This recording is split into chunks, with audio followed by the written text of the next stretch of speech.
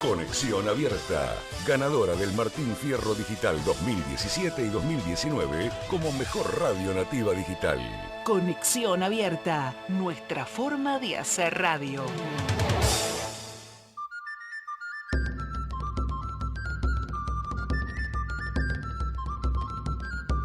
Hábitos saludables, costumbres que nos benefician, alimentación, caminatas, atrevernos a cuidarnos, nutrir nuestro espíritu, recapacitar, grupos de reflexión. Un nuevo encuentro con la doctora Eileen Wheeler para meditar sobre el trabajo en nosotros mismos. Buenos días, ¿cómo están? En este día, bueno, un día especial, como todos nuestros días son especiales. A veces son especiales por una razón o por otra. Y yo tengo que confesar que a mí me impacta la realidad, esta que nos toca vivir, las noticias que nos llegan, las reacciones, los pensamientos. Creo que no es una época, ninguna época es una época cualquiera de la humanidad, pero me parece que especialmente esta tiene grandes significados y además tiene grandes significados para nosotros que vivimos en América. Y realmente he pensado mucho en esto. En algún momento como que me invadían pensamientos de todo tipo, experiencias vividas. Y realmente creo que si uno piensa en esto, lo que le pasa a uno y qué pasa con el resto de la gente, ¿no? O sea que quizás, no lo sé, esto de la pandemia que nos acerca a la idea de la muerte, del sufrimiento, de la soledad, la pérdida de seres queridos, nuestra propia muerte, está más cerca la idea, es decir, la pensamos más cotidianamente que cuando no existe una situación como esta tan tremenda de toda la humanidad. Y entonces creo que también eso probablemente pone las cosas, si hay atención o no hay atención, qué pasa con la evolución de todo, y las mismas consecuencias directas de una pandemia como esta y de la infección misma. Probablemente vamos a tener a una personalidad destacada en esto que nos va a explicar. Y digamos mismo el agente patógeno que tiene sus características, ¿no? En lo que hace, en lo que deja, en lo que produce. Pero el mismo hecho de la pandemia, como yo les digo, y la cercanía mucho más frecuente, la idea de la muerte, pone también sobre la mesa mucho más qué pasa con la vida, ¿no? Porque, digamos, si hay algo... miro porque por ahí a uno le llegan noticias por YouTube y eso, o por el teléfono referido al programa, ¿no? Entonces, uno piensa en qué pasa con cada cosa nuestra de cada día. Y realmente se ponen muy sobre la mesa.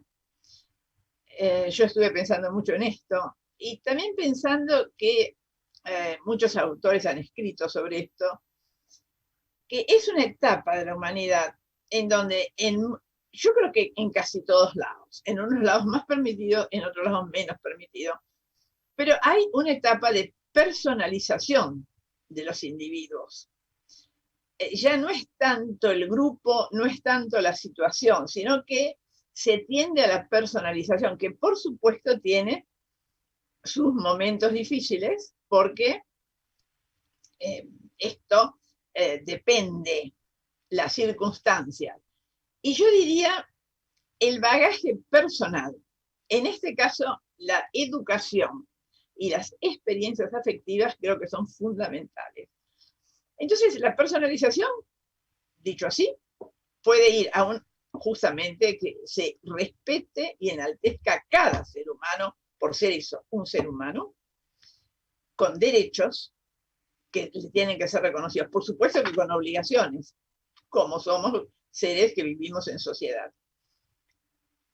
O sea que eso es lo fundamental de esto, de que se ha ido dibujando mucho mejor cada persona.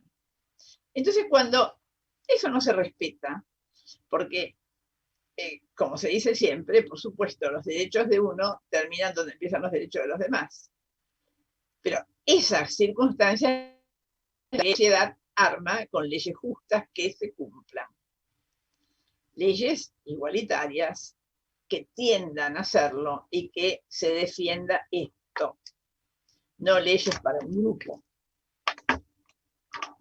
Entonces, cuando esto no sucede, naturalmente, cuando las palabras no nos llevan a entendernos, como decimos siempre, surge la violencia. Y a veces la violencia es como el comienzo de algo que se desmorona o de algo que se crea, que nace. A veces se desmorona algo y de adentro nace una nueva situación. En general ha pasado esto. Entonces me llevó a pensar mucho, como un poco invadida, ¿no? Yo, obviamente por mi trabajo, yo estoy acostumbrada a, como nos dicen, dejar todo fuera del consultorio, ¿no? Y ahí adentro del consultorio es el pensamiento del paciente y nosotros dos, nada más, ¿no? Ninguna otra cosa debe invadir. Así que yo tengo entrenamiento en eso, y sin embargo, la magnitud de la cosa, tengo que reconocer, resultó invasora. Entonces, pensé muchísimo en esto de que este momento de la humanidad es un momento de personalización, de individuación, de respetar a cada uno de nosotros. No lo digo con el sentido como algunos autores han trabajado, que hay de esto también, que esa individuación lleva como a un apartamiento solitario del individuo y a cierta anomia de cada uno. Pero los cambios siempre tienen un costo y es como yo les digo, se desmorona el castillo y debajo nace otra cosa. Porque yo realmente pienso, y es el pensamiento básico de las leyes, que todos tienen que ser respetados, todos tienen que ser escuchados, todos tienen que ser representados. Y tendrá sus fallas enormes, pero creo que esto de la elección de los gobernantes, y sobre todo puede ser, creo que hay algunas monarquías que funcionan muy bien, pero son monarquías parlamentarias, ¿no? Es decir, están representados cada uno de los miembros de esa sociedad. Entonces, claro, uno que en estos momentos así de confusión por la situación, ¿no? Siempre la confusión trae un poco de miedo, no de confusión, por supuesto, por las ideas, es ir a buscar a personas que hayan pasado por situaciones límite.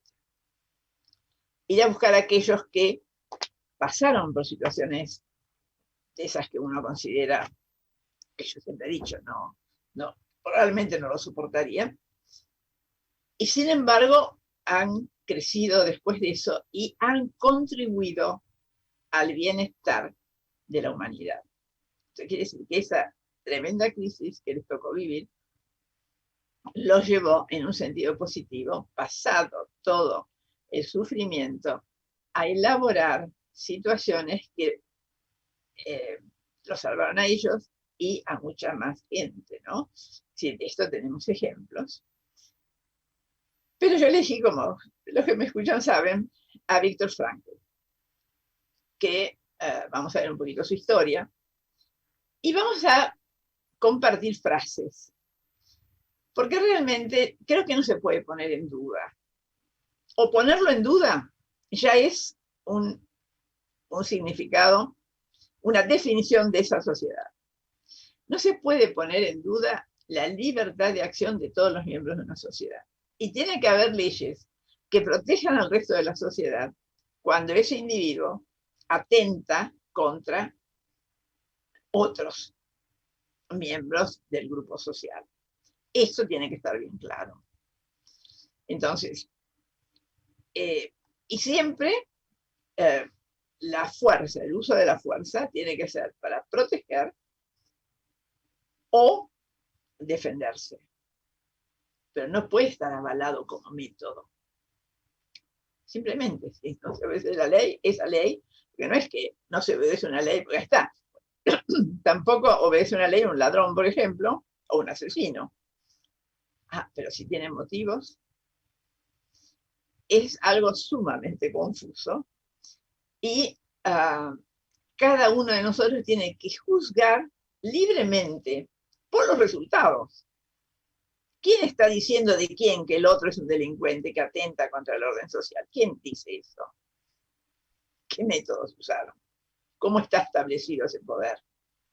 Entonces, tener esa libertad de pensamiento, no juzgar como hacemos muchas veces, porque somos humanos, por conflictos nuestros no resueltos, al cual le ponemos otro título. ¿No? Es decir, ejemplo, alguien puede estar con un conflicto ancestral con su padre y entonces discute con, pongamos, el gerente donde trabaja y le encuentra defectos e injusticias que en realidad no son de esa persona. O en esa persona aparece algo, pero él lo está juzgando por aquello que él no comprende, que quedó sepultado en su psiquismo de su relación, por ejemplo, con su padre. Entonces, lo mismo pasa a nivel social. Lamentablemente, yo creo que mucha gente pone un voto porque está corporizando en un grupo político o social frustraciones de su propia vida, injusticias sufridas, arbitrariedades sufridas por otro grupo en otro momento, pero ese cerrojo sobre los contenidos psíquicos hace que por ahí se tome una conducta que no está regida por el momento actual. Hay confusión respecto de eso y no se entiende. Más diferencias sociales y económicas y de cultura, de educación hay, más la incomprensión entre los grupos. El hecho de que se eduquen, ustedes lean a los grandes y todos defendieron la educación. Entre nuestros próceres, yo creo que todos defendieron la educación. Entonces, por algo será. Como decía Sarmiento, decía Belgrano, que todos tienen que saber leer y contar. Para saber, por ejemplo, qué les pagan y cuánto, a ver si está bien. Todos, decía, hasta el último peón. Fíjense en qué años los decían, ¿no? Entonces, esto que claramente es un derecho, tiene que cumplirse. Los niños tienen que estudiar y tienen que recibir educación, tienen que saber cómo es el mundo y qué es el mundo. Porque en realidad saben muy poco muchos niños, ¿no? Ustedes ven las estadísticas, son tremendas. Entonces, que por ejemplo hoy escuchaba que 1 de cada 4 niños no ha ido al colegio ni 20 ni 21, ni 2020 ni 2021. 1 cada 4. El 25% de la población de niños.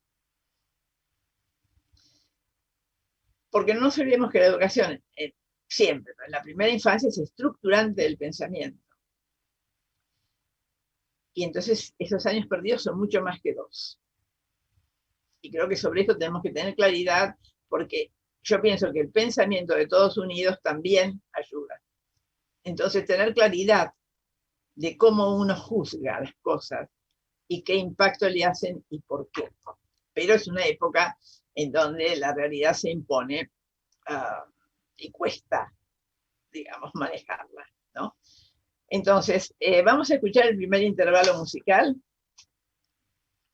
que el intérprete de los 2 primeros intervalos es Narciso Yepes, que fue, o Yepes, como dicen, un guitarrista español, dice, de los más grandes, realmente delicioso para escucharlo. Lamentablemente murió en forma precoz a los 70 años, pero digo, podría haber vivido más por un linfoma. pero realmente es maravillosa la música española tocada por él, ¿no? Lo primero que vamos a escuchar es Recuerdos de la Alhambra, de Tárrega. Y esto es una grabación del año 1991 en el Palau, o Palacio de la Música Catalana en Barcelona, España.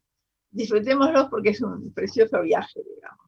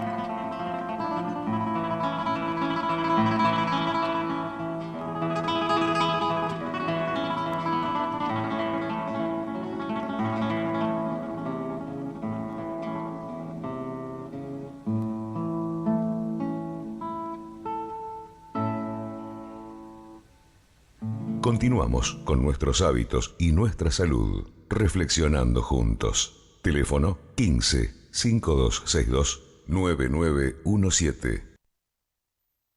Twitter, @nuestros hábitos.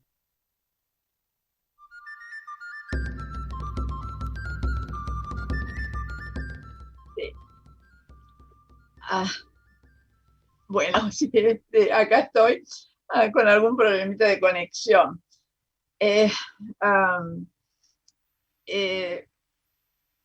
Me quedé pensando en esto del vacío. Le vamos a pedir, miren, le vamos a pedir a Tere, hasta que nos podamos conectar bien, que pase el segundo intervalo también de Narciso Yepes, que es Romance Anónimo, una pieza preciosa. Por favor, Tere, el segundo intervalo.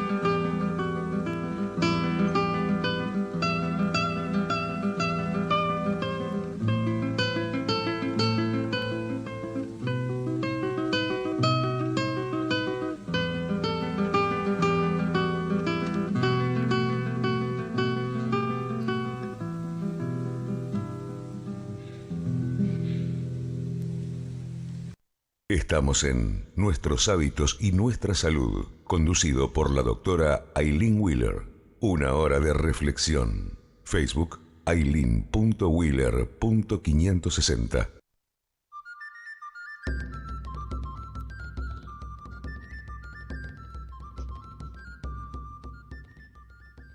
Bueno, de Víctor Frankl. Él fue en septiembre de 1942. Era nacido en 1905, así que tenía 37 años, ¿no? 28 creo que había cumplido. Fue llevado a un campo de concentración. Él, la esposa, que hacía breve tiempo, un año o algo así, estaban casados, los padres, un hermano y la cuñada. Y la hermana, ella logró salir digamos, del continente hacia Inglaterra. Cuando él, después de esos años, estuvo en 4 campos diferentes, incluido Auschwitz y Dachau, salió, buscó a la familia, todos estaban muertos, y muchos de sus colegas, porque él había estudiado medicina, se había especializado en neurología y psiquiatría, y era, en el momento que todo esto arranca, jefe de neurología del Hospital Rothschild, que era el único que permitía médicos judíos. Después de esto, él fue muy reconocido, tuvo cargos importantes en la dirección de servicios de neurología, y además como profesor de la Universidad de Viena, y también en Estados Unidos, en Harvard, en Stanford, en Dallas, y en alguna más.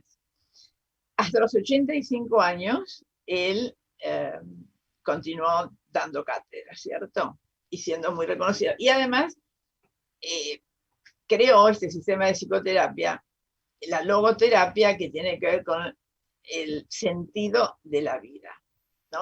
Sostiene que si la vida tiene que tener un sentido, y que eso es lo que nos organiza y además nos hace sentir bien, ¿no?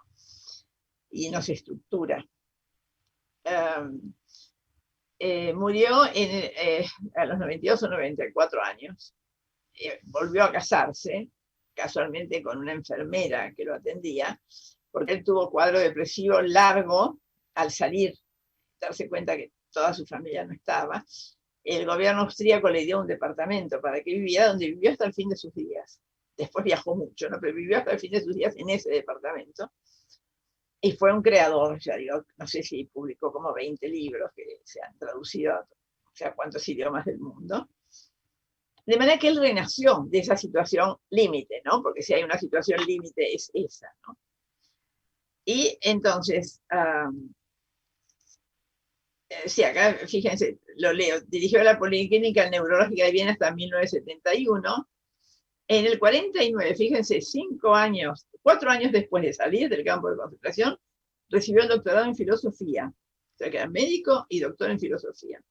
En 1955 fue nombrado profesor de la Universidad de Viena, y a partir de 1961 mantuvo 5 puestos como profesor en Estados Unidos, en la Universidad de Harvard, en la Universidad de Stanford, en Dallas, Pittsburgh y San Diego. Y dio clase en la Universidad de Viena hasta los 85 años de edad de forma regular. Y cursos y conferencias por todo el mundo. Así que vamos a compartir algunas frases de Víctor Frankl. En este momento, yo creo de cambio, pero con sus dolores, que tenemos que enfrentar. Dice una frase: cuando ya no podemos cambiar una situación, tenemos el desafío de cambiarnos a nosotros mismos.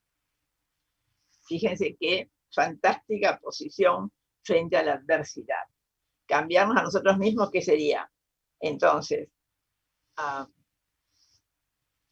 rechazar esto de la depresión o la parálisis que puede provocar una situación que nos impacta.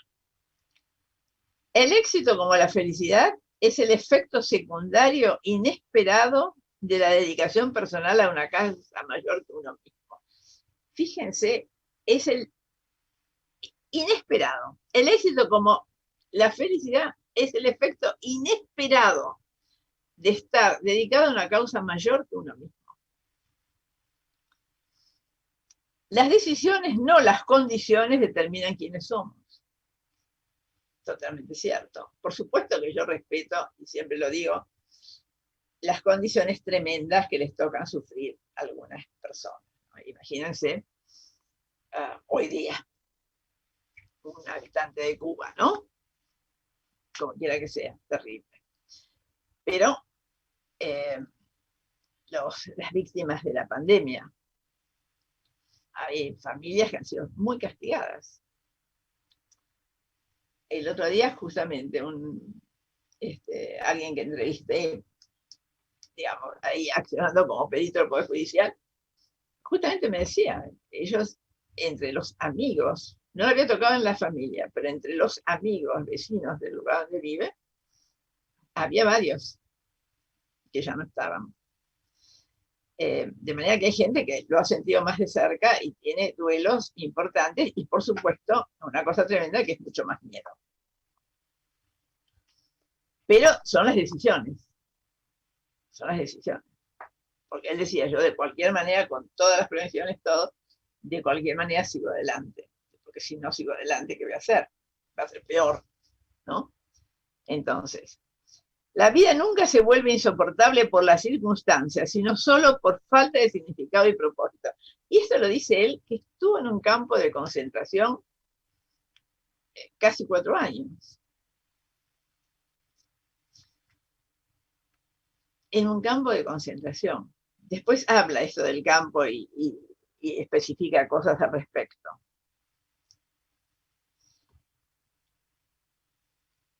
No es el pasado lo que nos detiene, es el futuro. Y cómo lo significamos hoy. Otra cosa, lo que yo les digo del miedo. O de la confianza en las posibilidades que se puedan tener. Pues no es el pasado. Está bien, alguien me puede decir, bueno, pero con ese pasado terrible. Sí, pero como unas personas, bueno, pasó como con él, y otras personas directamente no lo soportaron. Uno piensa, yo no lo soportaría, no semejante situación. Dice, nuestra mayor libertad humana es que a pesar de nuestra situación física en la vida, siempre estamos libres de escoger nuestros pensamientos. Otra cosa importantísima, la libertad del pensamiento. No me pueden obligar a pensar diferente. Me pueden convencer, pero no obligarme a pensar distinto. Vive como si estuvieras viviendo una segunda vez y como si hubieras actuado mal la primera vez. Esta es genial. Vive como si uno dijera, bueno, no cometer los errores cometidos o aprovechar las oportunidades que pasaron, ¿no? Digamos, por ejemplo, ningún hombre debería juzgar a menos que se pregunte con absoluta honestidad si en una situación similar podría no haber hecho lo mismo. Gastamos muchas energías en juzgar a los demás, en lugar de poner energías en, digamos, nosotros ponernos a hacer, ¿no? El significado de ser tolerante no significa que comparta la creencia de otra persona, pero significa que reconozco el derecho de otro a creer y obedecer a su propia conciencia. Fíjense qué maravilla, si esto se pudiera llevar. Uno no significa que va a pensar como el otro, pero sí que el otro tiene el derecho a esto. El amor es otra de las armas del alma en la lucha por la autopreservación. Esta también es genial, porque nosotros creemos que uno se salva cuando es amado. Por supuesto, uno necesita ser amado, pero en realidad lo que nos enaltece, hace crecer y genera ese aprecio por uno mismo es la capacidad de amar. Que a los que nunca les ha sucedido, porque siempre han estado como acreedores de la vida, esperando recibir, no lo entienden. No entienden directamente la frase, no la entienden. Pero en realidad lo que nos enaltece y nos da felicidad es sentir amor. Pero hay que haberlo sentido, claro. Y hay 2 razas de hombre en este mundo, pero solo estas 2. Las del hombre decente y la raza del hombre indecente. Entre el estímulo y la respuesta hay un espacio. En ese espacio tenemos el poder de elegir nuestra respuesta. En nuestra respuesta se encuentra nuestro crecimiento y nuestra libertad. Importante esto. Somos libres de elegir. Y lo manifestamos cuando elegimos. precisamente. El dolor solo es soportable si sabemos que terminará, no si negamos que exista. Esto lo hemos dicho muchas veces en el programa, ¿cierto? La cosa más mínima, dolorosa, si uno piensa que no se va a solucionar, que siempre va a doler, es terrible. Sufrir de manera innecesaria es masoquista más que heroico. Es lo que dice que hay que darle siempre un significado al sufrimiento, que uno lo enaltece y lo utiliza adecuadamente cuando lo significa. Cuando el hombre descubre que es su destino sufrir, su única oportunidad radica en la forma en que soporta su carga, como él se focalizó mientras él estaba prisionero. El vacío existencial se manifiesta principalmente en un estado de aburrimiento. Ustedes saben que esta palabra aburrimiento, para los que leen algunos filósofos actuales, como mencioné el otro día en el programa, Byung-Chul Han, el filósofo que es coreano de nacimiento y alemán por su residencia y desarrollo, se desarrolló en Alemania, él en realidad dice que el aburrimiento, entre comillas, permite la creatividad. Que no siempre tenemos que estar pensando en qué hacer, cómo hacer, y no siempre. Pero yo acá la connotación es otra. La connotación es una sensación de insatisfacción y como pesadumbre, ¿no? Qué aburrido que estoy, ¿no? Cuando siempre hay algo para hacer, aunque sea descansar o meditar, por ejemplo, ¿no? Ver pasar el tiempo y las cosas, la naturaleza. Por eso, el aburrimiento depende, en el caso de Viktor Frankl está dado por eso, otro que yo les decía, ¿no? Como una pesadumbre de no encontrar nada que lo entretenga o le interese, ¿no? Es decir, creo que eso no nos pasa nunca. Sí, el otro, ¿no? De tener la mente libre y dejar pasar, entonces ahí sí se produce, ¿no? Es decir, no es que haya un vacío, pero hay espacio, que no es lo mismo, ¿no? No es lo mismo vacío que espacio. Todo ser humano tiene la libertad de cambiar en cualquier instante. También muy cierto. Y al fin comprendí el significado del mayor secreto que la poesía humana y el pensamiento y la creencia humanos tienen para impartir. La salvación del hombre es a través del amor y el amor. O sea que fíjense que él, la conclusión que saca en ese lugar terrible, ¿no? Donde estaba. Nuestra mayor libertad es la libertad de elegir nuestra actitud.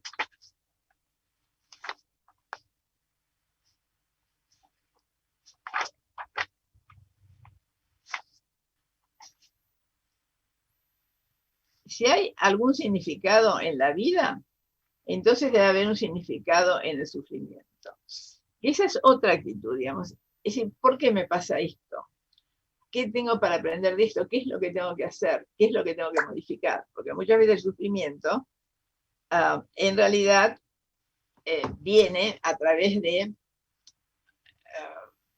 algo que pasa en lo cual hemos intervenido o no, pero que si lo vemos como esto, bueno, ¿qué pasa después? ¿Qué actitudes tomo? En realidad vamos a poder utilizar ese momento no deseado. El intento de desarrollar el sentido del humor y ver las cosas con humor es una especie de truco aprendido mientras se domina el arte de vivir. Ustedes saben que una de las cosas que hacían en el campo de concentración, yo lo he contado, era hacer obras de teatro entre unos cuantos prisioneros, así, con humor, o hacían bromas sobre circunstancias de ese lugar tremendo. La vida no es principalmente una búsqueda del placer, sino ni una búsqueda de poder. Él dice, ni una búsqueda de placer, como creía Freud, ni una búsqueda de poder, como le enseñó Alfred Adler, sino una búsqueda de sentido. La mejor tarea para cualquier persona es encontrarle sentido a su propia vida, cosa que es totalmente cierta. Pero no estamos acostumbrados a pensar así. No, quizás no nos han educado de esa manera, ¿no? Y recuerda en algún momento que un prisionero ahí adentro de ese lugar reflexionó, qué bello podría ser el mundo, ¿no? Llenándose de imágenes afuera, ¿no? De alguna manera el sufrimiento deja de estar sufriendo en el momento en que encuentra un significado, como el significado de un sacrificio, dice, de algo que se entrega. Esto puede ser muy dudoso, pero es cierto que el sufrimiento a uno se le impone, pero uno lo ve como que a eso le puede dar un sentido, cambia totalmente. La muerte solo puede causar pavor a quien no sabe llenar el tiempo que le es dado para vivir. El hombre es hijo de su pasado, mas no su esclavo, y es padre de su porvenir. Esto es muy importante. Claro, sí, nos pasaron cosas, pero no somos esclavos de esas cosas. No es que indefectiblemente vamos a actuar de determinada manera por la historia vivida. No necesariamente. Y ser responsable significa ser selectivo, ir eligiendo. Yo creo que esto es algo también sumamente importante como base del pensamiento de Viktor Frankl, y tendría que es muy útil, ¿no es cierto? Elegimos. Nos parece que no, pero elegimos. Siempre hay posibilidades de haber elegido otra cosa. Es cierto que en neurociencias ahora se ve que la mayor parte de nuestras elecciones son, entre comillas, inconscientes, vale decir, ya se puso el engranaje, ¿no? El motorcito, para que salga la descarga, que va a hacer que tomemos una decisión en marcha, antes de que se tome la decisión consciente. Dice, bueno, voy a hacer tal cosa. Pero hay una parte que es consciente. Y en todo caso, esto, porque filosóficamente se puede discutir mucho, porque esto que motiva la descarga tiene que ver con lo que se ha ido acumulando. Y eso tiene que ver con también acumulación de decisiones, ¿no? Es decir, cómo se han ido estructurando nuestros cables, nuestros chips, para que contestemos de determinada manera. Solo en la misma medida en que el hombre se compromete al cumplimiento del sentido de su vida, en esa misma medida se autorrealiza. Esa es otra cosa que es, en una frase, dice un resumen del pensamiento en el que uno podría explicar la trayectoria de alguien. Uno se compromete con una idea. Y si tiene que hacer algo por esa idea, lo va a hacer. Entonces es una decisión hoy, otra mañana, otro después, dentro de 2 horas, que van acumulando resultados. Y nos parece que no, ay no, porque justo no sé qué pasó con la economía, no sé qué pasó y entonces fue mal. Se acumulan resultados en la vida. Y a veces no, digamos, no nos gusta pensarlo de esa manera. No, eso yo no digo con un sentido moralista, que es el castigo. No. Es un sentido descriptivo fenomenológico.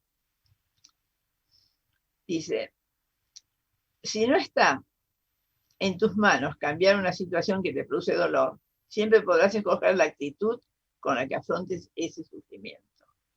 Ya, es una actitud como él decía, yo voy a salir de acá porque yo esto lo voy a contar y además porque voy a hacer algo con esto. Donde entonces empieza a estructurar la idea, ¿no?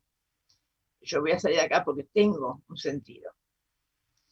Dice, el hombre puede conservar un vestigio de la libertad espiritual, de la independencia mental, e incluso en las terribles circunstancias de tensión psíquica y física, porque además físicamente estaban absolutamente maltratados.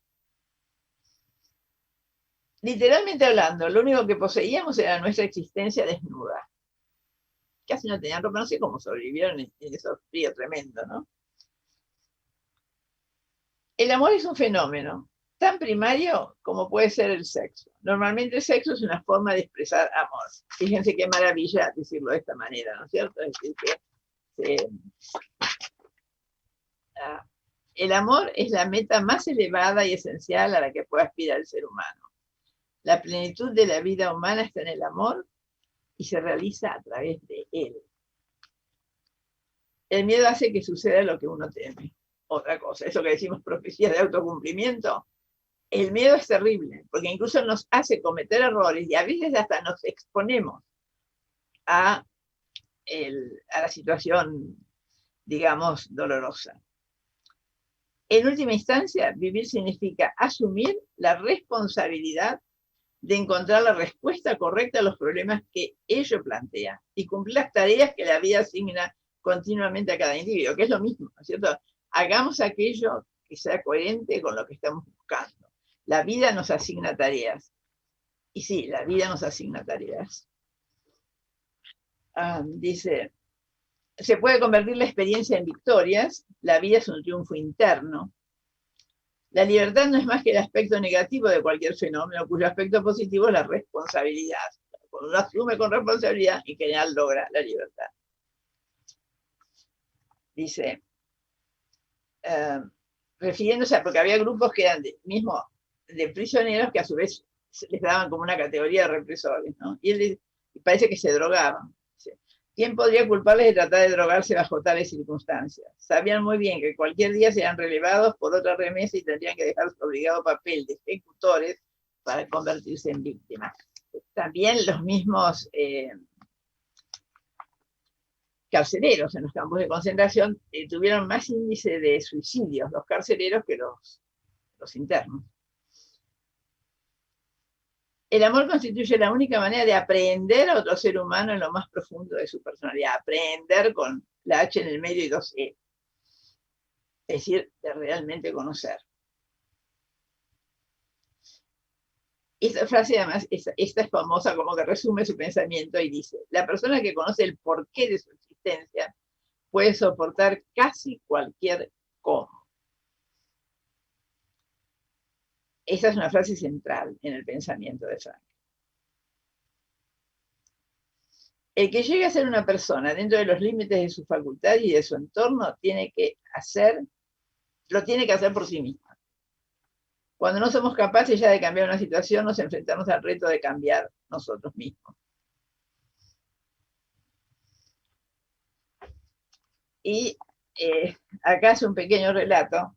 Dice: los que estuvimos en campos de concentración recordamos a los hombres que iban de barracón en barracón consolando a los demás, dándoles el último trozo de pan que les quedaba. Puede que fueran pocos en número, pero ofrecían pruebas suficientes de que el hombre se le puede arrebatar todo salvo una cosa, la última de las libertades humanas: la elección de la actitud personal ante un conjunto de circunstancias para decidir su propio camino. Y como él decía, nadie nos quita el aprecio por nosotros mismos, nosotros lo entregamos. La bondad humana se encuentra en todos los grupos, incluso en aquellos que en términos generales merecen que se les condene. Fíjense. O sea que aun cuando uno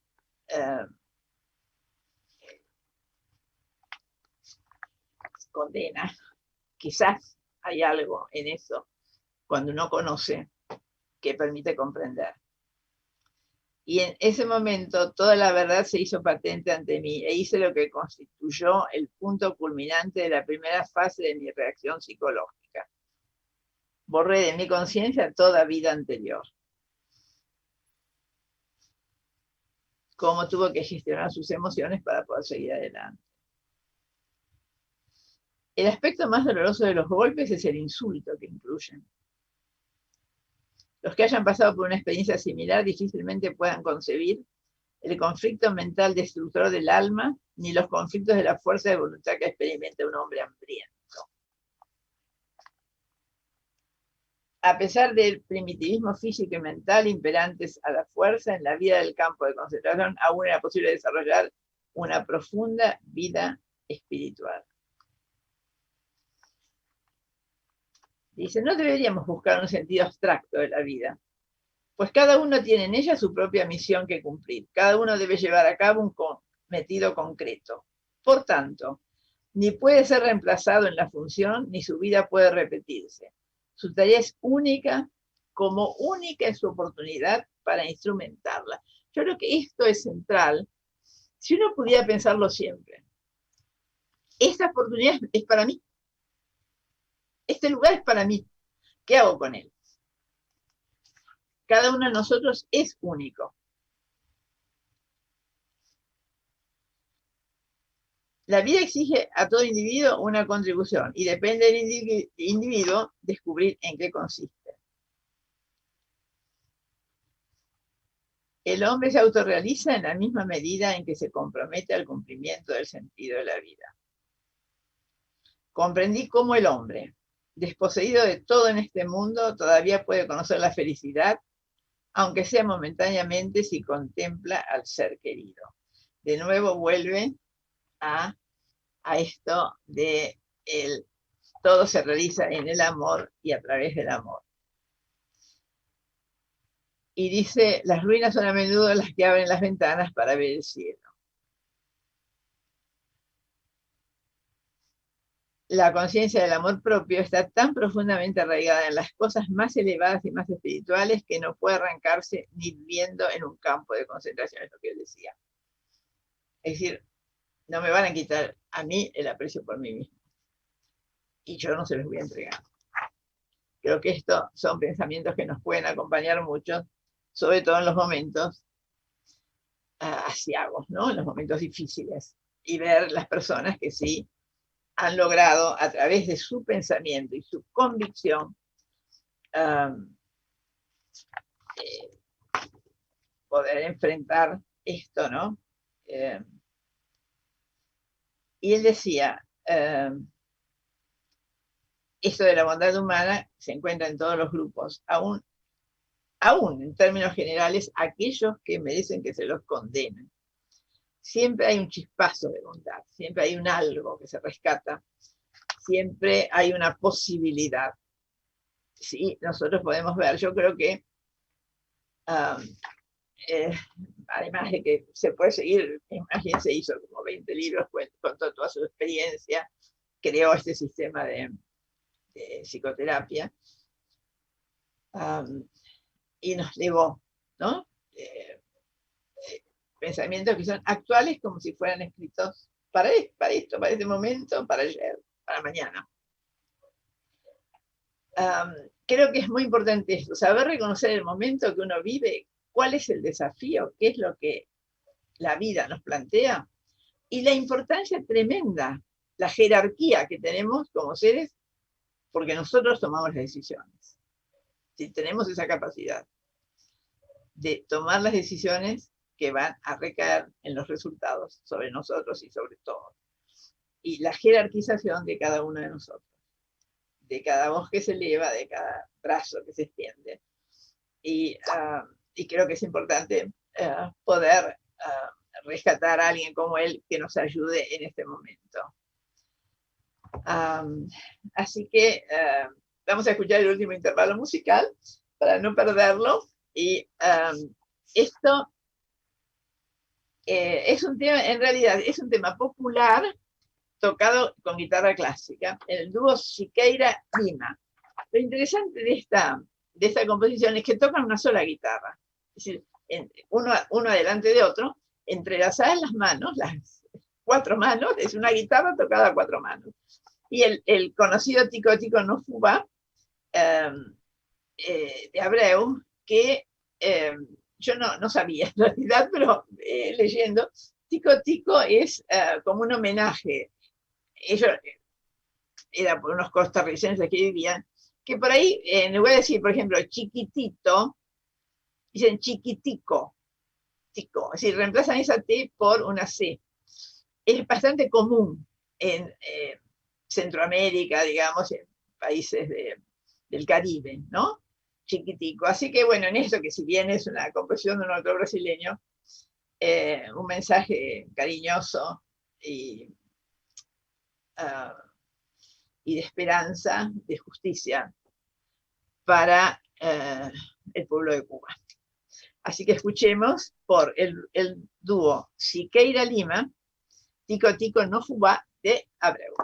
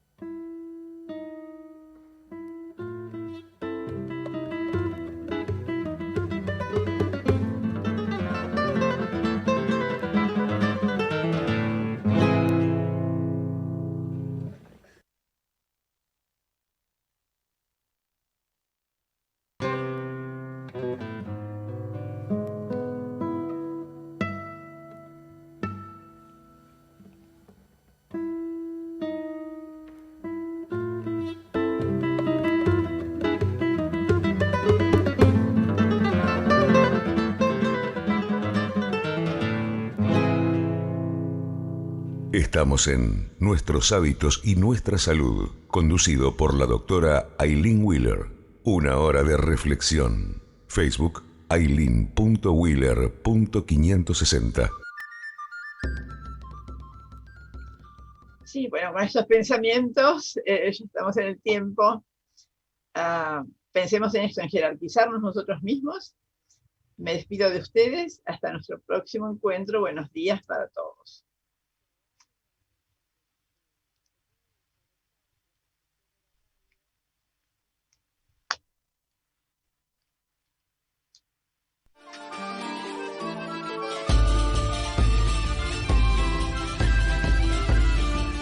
Atrevernos a cambiar, aprender a cuidarnos, ser señores de nosotros mismos. Los esperamos para reflexionar con la doctora Aileen Wheeler.